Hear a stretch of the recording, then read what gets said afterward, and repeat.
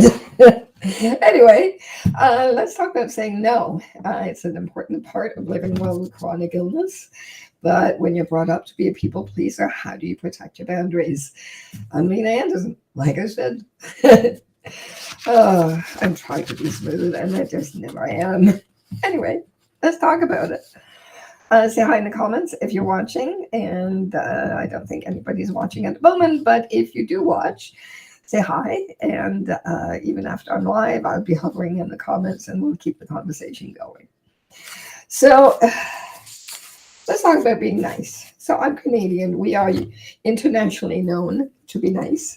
And let's face it, like most parents bring up their children to be nice, to be polite.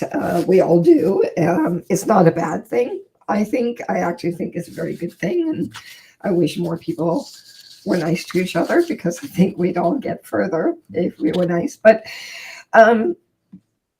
women, especially, are taught to be people pleasers, to put other people's needs first, to always say yes, to not say no, and there's a lot of stigma around saying no. Like there's a lot of judgment. So I have had this. I used to watch Say Yes to the Dress. It's one of my happy places, although I think I found a better one. For much of the pandemic, I watched it on YouTube, which is like a 7 to 9 minute video, which is about as much as I can handle of something like that. But when somebody finds a dress, I always kind of cry a little. Although I now been hooked on the Dodo. They show rescue videos about as long, and the cry is even better. So I'm switching. But I was watching, back to my point, because I did have one. I was watching Say Yes to the Dress the other day, and somebody described the bride-to-be as a diva, saying, and I wrote this down because I was kind of gobsmacked. They said, she knows what she wants and she keeps going until she gets it. And I'm like, this is a diva? I'm sorry. I think it's an assertive, resourceful woman who's probably going to make a really good life for herself. But so yeah. But it illustrates the judgment against women who know what they want and set the boundaries around it and say, this is what I want. And if you can't give me that, then I'm going to go get it myself. Right. And it's what we struggle against, because this whole, well, you know, the tradition about, like, a woman is aggressive or a bitch and a man is assertive and strong and all of that. And so we struggle against that. And I am focusing on women because, well, most of the people who watch my stuff are women. But while acknowledging also that it's something that I think a lot of us struggle with, and even so much more with chronic illness, because, well, there's all these emotions caught up in saying yes when you have chronic illness, because you have limits. And I'm going to get to that in a little bit, but nobody really wants to admit they have limits, right? So, but when you have chronic illness, it is essential to say no, which is the short version of have boundaries. Because if we say yes to everything, you're going to go through your limited amount of energy. It's going to trigger flare and increase pain. And here's your soundbite for the day. Saying yes to everything very soon means that you won't be able to say yes to anything. So that's what's at stake here. So let's talk about the steps involved in this. And step one is to learn to say no, because it is a process. But step one is to kind of take a look at whether your expectations are realistic. And this is mostly expectations of yourself. So it's not about just fighting this indoctrination of women to that you always must be nice and put other people first. It's also fighting that stigma of illness, as I chatted about a little bit before. Um, the world, let's talk about the world. It is made for healthy, able bodied people. It is not made for the likes of us. There is no flexibility, and there's severe judgment, and sometimes very real consequences if you can't keep up, if you can't meet the requirements that are set to be the norm. Um, Except the normal pace isn't actually normal, and this is the thing that drives me up the walls. But it's also really it's really an important realization that every healthy, able-bodied person I know is burned out. And I actually just read an article yesterday in the New York Times about burnout. Somebody did a survey and found that more than half of all the employees, and it was just like people who work in general, who answered said they were burned out. That's more than half of healthy, able-bodied people, likely, who are burned out. Um, and, you know, and that's just by work. Like if you have, I don't know, funny, easy ways to slide the paper out, right? Um, that's just a work. But then if you have other responsibilities like kids, like a family, like, I don't know, community involvement or a chronic illness, that adds to the burnout. So I think it's also important to look at things like work environment or even our private environment, what it was 30 years ago and what it is now. And it's changed, like just the advent of technology, of email, of the internet. It gives so much, but it also takes away things. So normal has changed. Normal 30 years ago, 20 years ago, even 10 years ago is very different from what we're doing today. Like for instance, like we're still expected, even though we have even more information, more emails, etc. Like I know my partner, like I'm grateful. I work for myself. I still get inundated with email, but every person I know who works in an office environment get upwards of 200 emails a day, plus all the rest of their work. So where are you supposed to find the time and energy for that, right? So, but things are changing. We're all past our limits, and I am beginning to see a change in the overall conversation. Like even a couple of years ago, it was all about the side hustle. Like you had to have a main hustle, a main job, and then you had to have a side hustle where I guess the idea was if you work for someone, a company, then your side hustle is about your dream, your passion, the one you will eventually build to take over the world. And I actually think the pandemic has helped in this because everybody's going, I'm really tired. I'm really overwhelmed. This is enough. Like, let's get back to actually having time, having time, right?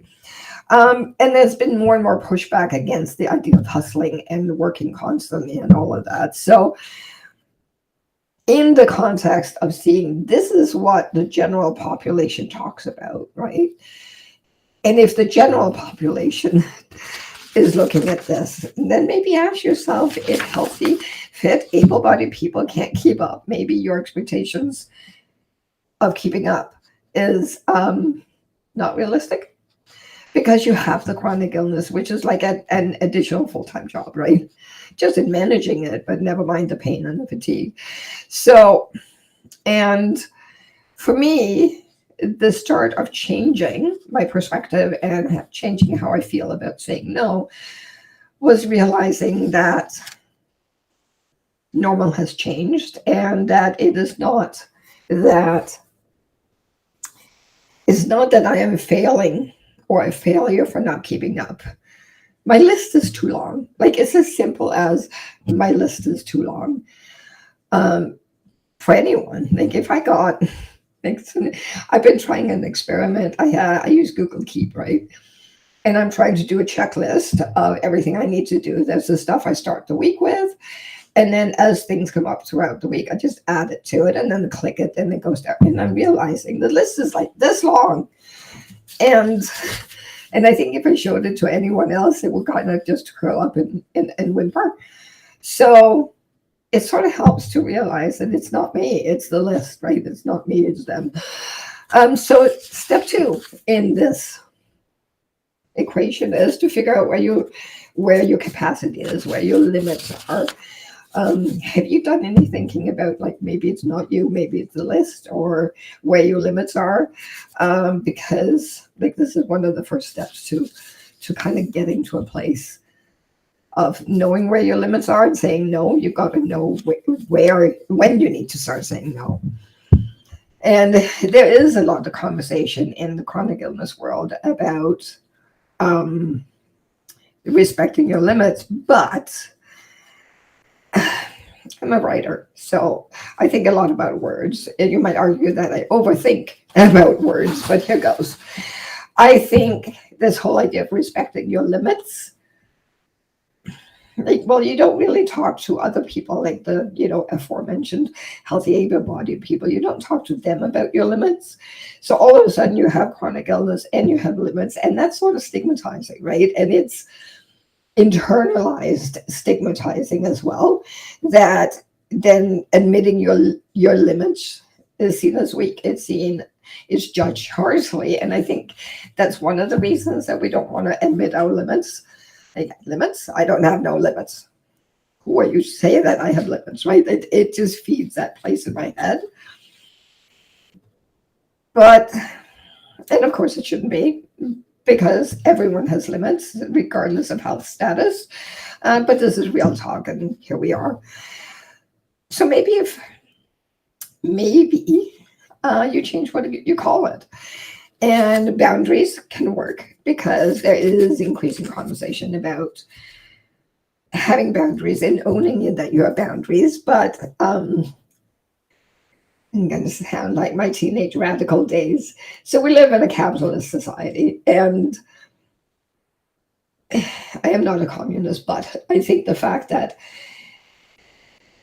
understanding that we live in a capitalist society that is based on production and how much you produce as a definition of worth is definitely an important part of this analysis, right? So if we're looking at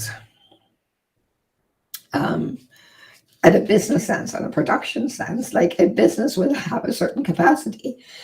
A restaurant will have a capacity of how many customers they can have, and that's usually listed somewhere. And when they have that many customers, they're full. They can't add anyone else, and that's accepted and normal.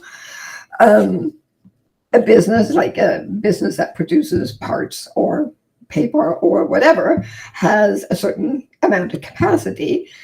And if they're at capacity and somebody says, hey, I need something, can you add this to your run? They will say, no, we are at capacity now, but we can do it next week. So what I found is the word capacity really works for me.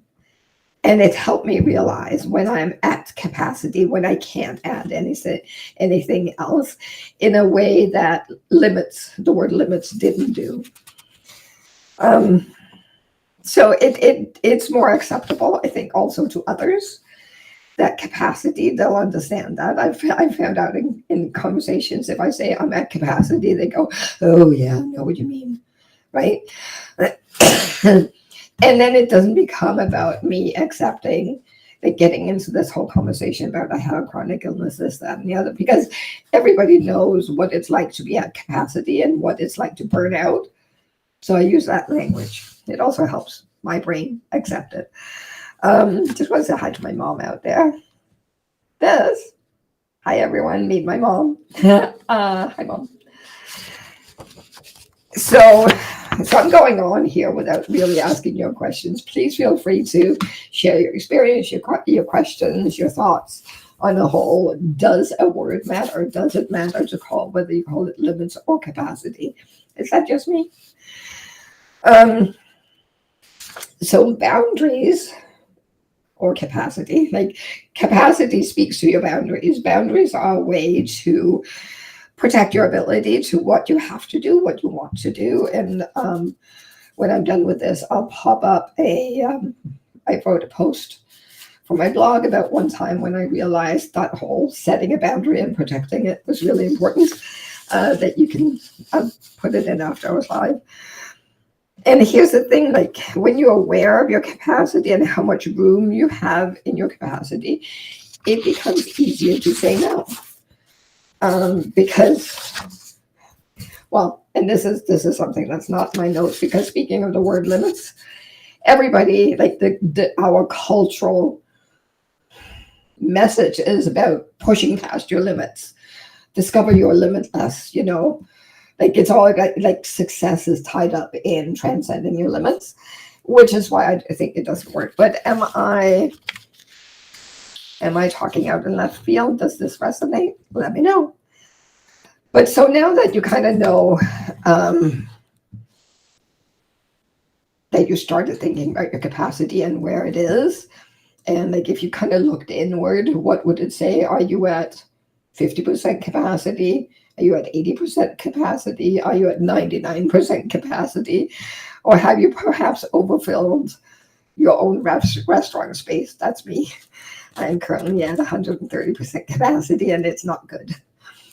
But being clear about what you're protecting by being vigilant around your boundaries and your capacity is also important, because what are you protecting? Like if you actually respected not limits, if you respected your boundaries and your capacity, what would you be able to do? And that includes things like being there for your family, your ability to work so you can pay bills, your ability to manage your health care and maybe get better, having a roof over your head, your ability to pay for medication so you can live your life. What are you protecting? And I'd love to hear it in the comments, because as I've said before, it is forever more fun to have a conversation than just me babbling at myself. I wonder if I'm actually on. I should check am I showing up? Yes, I am. Alrighty, so here's my story. What am I protecting? And I don't think I was really clear on what I was protecting until very recently. I was, at the end of last year, I kind of looked at what I wanted to do, and I like to say I'm a writer. I'm certainly a writer. But all my life, I've dreamt of writing books, and I haven't actually published one in a really long time because I kept getting distracted into other things, the whole shiny moment, right? So I did a lot of thinking about what did I want to do this year, and I have a goal. I want to write a book. I'm actually working on a novel, and writing a novel takes a lot more. Well, it's very different than writing something nonfiction, which I'm also writing. So I'm kind of writing two things at the moment. Writing nonfiction is something I've been doing for so long. I write articles like all the time. So writing a nonfiction book kind of is easier for me now because that muscle, if you will, is really well developed. But writing fiction is very different. I need to tap into the dreaming place in my brain. I need to tap into a place that's quiet and makes things up, and it needs space, and it needs, whatever. So when this is something I want to do, I want to finish the first draft certainly by the end of the year. So that's what I'm protecting. This is my lifelong dream, and I'm doing it, and that made it important enough, right? So in order to make that dream a reality, to meet my goal of finishing the first draft by the end of the year, I need to protect my ability to write. And the first part of that is protecting my body. So I can do that. That means staying as healthy as I can. And sure, that should be my actual goal, but apparently that's not important enough. But the book is. So whatever, this is about whatever is a strong enough motivation for you to want to protect it almost at all costs, right? So since protecting my body isn't important enough because I've lived over 50 years with chronic illness, and it's just, yeah, if I coddled it every day, I'd never do anything, right? I think you can relate to that. So for me, it's a book. And and I know now because I'm past capacity, I can't write the book if I add more stuff. So now that I'm very clear on my reason to say no, it gets a little easier, right? And actually, this week, somebody sent me this incredibly cool opportunity that I really wanted to do. But I said no. And I said no right away. And I said, I'm at capacity. And it was easy. Well, no, like it was hard because this is kind of one of those things where you go, ooh, that could make some change. That's like speaks to the advocate in me. But at the same time, I know I can't do it. And so, um, you know, so it became easy. So before I get to the next spot, let me know what you're protecting in the comments. And I'm just going to say hi to Chris, who says it's better to decide ahead of time what I can do so I don't overdo it. And that's exactly right. Like if you're very clear on what you can do and how much space you have, then the decision is easier. And if you're not clear, then you just say yes to everything, or at least you do when you're me. So, but the next step, so now you know your capacity. I forget my first part. You know your capacity. You know the thing you're protecting by respecting your capacity. But actually saying no, well, it's a little bit different, right? So tricks. Sometimes you have to give yourself workaround and little tips and tricks to help you get to a place where you can say no. And I guess it's about thinking about what is behind your instinct to say yes. Is it the judgment? Is it afraid of admitting you have limits? Is it being a little ashamed that you have limits? And I think that probably played a role for me, where it's just like, no, like I want to, there are things I want to do, but I also don't want to admit I have limits, and I'm getting more comfortable with it because getting at 130% capacity, it'll teach you to respect those limits and how important it is, right? So know what your instinct is. And for instance, I know that if somebody offers, say, an opportunity, and it really doesn't matter whether this is like work related, advocacy related, anything, or it's about getting stuff done in the house or within the family or within anything, right? Or with friends. If it sounds cool, my instinct is to say yes before they finish the sentence. If something needs doing and nobody's stepping up, you know that whole moment when, if you're like in a volunteer meeting, like if you volunteer, right? And somebody says, well, we need to do this. Who wants to do it? And there's this silence, and everybody just sitting there scribbling, going, I'm not here. I'm the kind of person who will say, oh, for fuck's sake, right? Sorry, I probably shouldn't swear, but I'll just kind of go, oh, I'll do it, right? And I'm also a sucker for it when somebody needs help, somebody's in trouble. I will go out of my way to help, and often to my own detriment. But it's the instinct, right? What are your triggering moments? When do you go by instinct and just say yes and sign up for something that your body may not? It's kind of like your instinct to say yes writes a check and your body can't cash it, right? So one of the things I did to circumvent my instinct was to never carry a calendar, and always say, I'll have to let you know, I have to go home and check my calendar and I'll get back to you. Because it gave me enough time to think about, is this something I actually want to do? Is this something I have the space to do? And can anything else be paused? And I'm going to get to that in a minute. It gives me saying I need to check my calendar, gives me a delay, a built-in delay, a buffer zone where I can actually say, do I actually want to do this? Should somebody else be doing it? Is it somebody else's turn? Do I want to do it, right?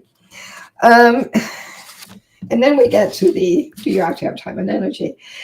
Because one of the things you also need to consider is that, so something might look like it won't take long, right? And this is, and once I started talking to my sister-in-law, who's a project planner, I started realizing why I consistently don't get stuff done and why I'm always, I guess, juggling like 47 balls. So she's a project planner, and she says, like, when she was, if she was working on something and somebody said, you know, make a plan for this project, she would make a plan and set timelines, and then she would double it. So that if something was expected to take a day, she would then make it 2 days, because that allows for delays, for goofs, for errors, for other people not getting on the ball. It gives you a buffer zone, right? And then she would take this plan to her boss, who would take a look at the 2 days and then triple it. So all of a sudden, we're looking at something that you think will take a day, but actually say it'll take 3 days or 6 days or whatever, right? And once I learned that technique, I went, this is smart. This could actually help me achieve, like actually help me organize my days so they're not so hectic. And that means if somebody says, can you help me with this? And you look at it and go, yeah, I'll probably take an hour. Do the mental math. Like first you say, let me get back to you. And then you go away and you think, and then you go, okay, that's not going to take 1 hour. Let's assume it'll take 5 hours. And then the calculation is something entirely different, right? Because then all of a sudden you're going, do I have 5 hours worth of time and energy to do this task? And it becomes a more honest expectation, right? Because there's also the thing that when you have a chronic illness, you have less energy, and you have pain, it often takes more energy to do things. So I think multiplying by 5 in your estimate of time and energy is probably accurate if you live with pain and fatigue. So, and here's the next step. So if you say, okay, I think I can do that, or it's important enough that I want to do that. But then you look at the rest of your list, and this doesn't mean if you're working, doesn't matter if you're working, it can be because everybody has stuff that needs doing, whether you're working or you're not working, or you're retired or you're on disability. So much stuff needs doing just in terms of managing your life, managing your illness. And then you say, you know that you're kind of hovering around capacity probably, or maybe you want to use your energy for something else. So you go, all right, I'm doing this. What do I need to pause in order to do this thing? And this is where the rubber can really hit the road, because when you come into something with an understanding, this is going to take time and energy, and that's going to come from somewhere. So what can I pause instead? And then you look at all the things you're doing and go, oh, if I pause any of these things, there's going to be major problems, right? And then that gives you another reason to say no. And, you know, remember the statement, I'm at capacity. Because this really gives you, it's all about taking that moment. So those, not that moment, those moments to really think about, where are you? Are you running on fumes? Then you're past capacity. Do you have any fumes to give to anything else? Probably not, right? So, and then the last thing I like to consider, but before I get to that, let me know, is this something that rings a bell for you? Does this make sense? Do you think it would work?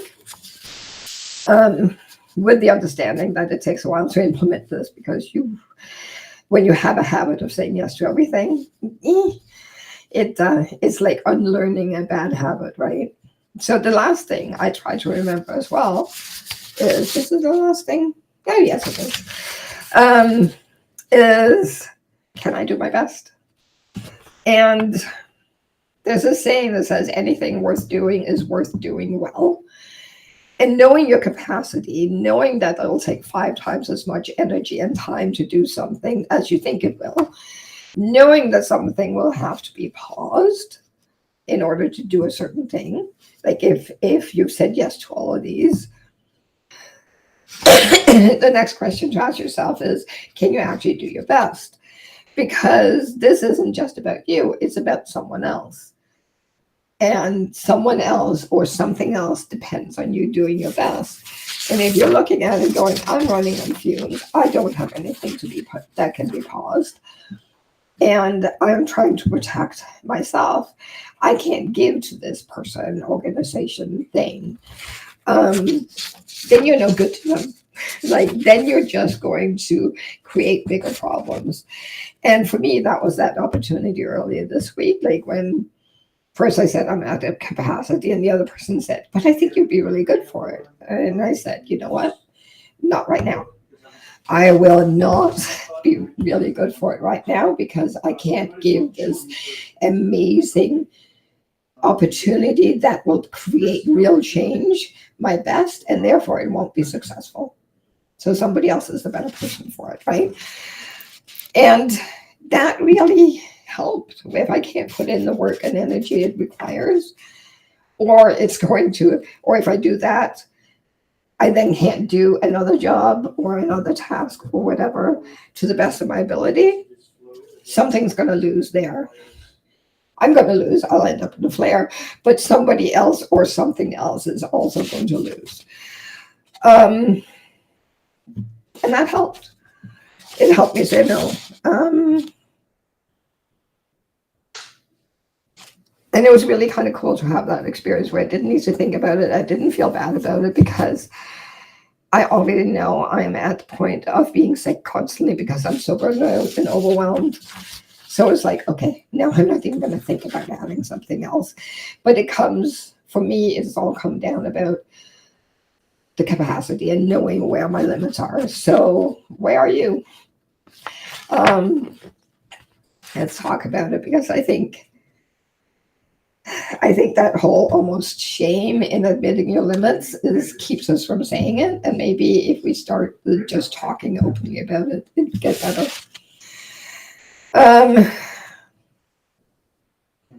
So I think it comes back to, if it's not enough, if you don't somehow feel important enough to protect yourself at the last moment, like if you've gone all through this and somehow you still don't rate that importance, put it on the other person, because if they depend on you and you can't be there, you're no good.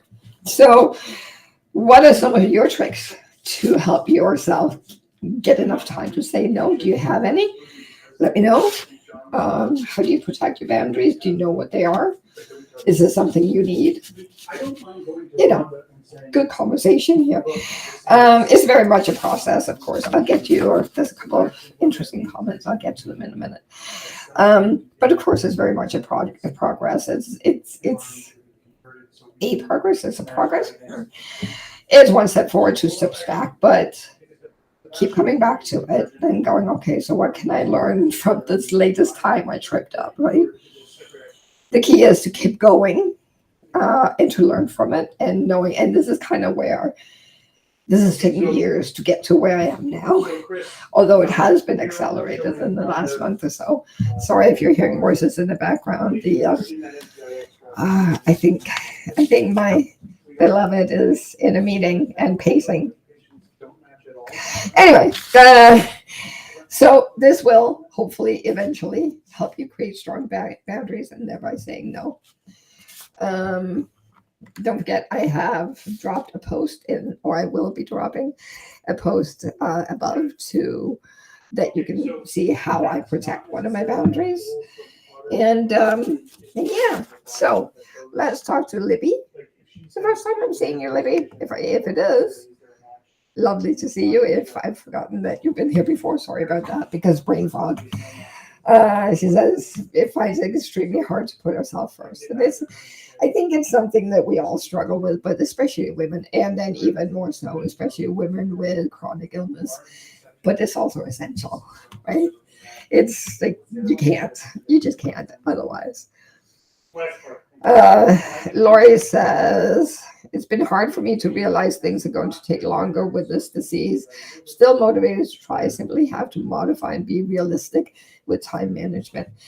Yeah, and I think it's time and energy management, if I may offer that addition, because, yeah, because things will take longer, things will take more energy. And I think spreading it out absolutely helps. But it's about finding that balance between, okay, let me interrupt myself. I had a conversation with my therapist, who is actually the main issue we're dealing with. It started being PTSD and anxiety, but now it's about helping me find a way to actually work smarter. And